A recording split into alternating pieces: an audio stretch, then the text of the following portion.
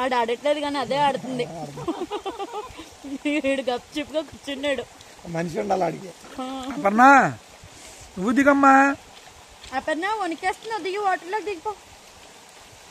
అపర్ణ తల్లి వాటర్లోకి దిగిపో, వణుకుండదు, షివరింగ్ ఉండదమ్మా, వాటర్లో దిగిపో.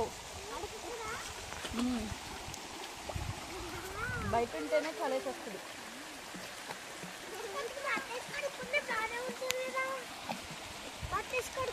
రిటర్న్ తీసుకోడప్పుడు ఆడు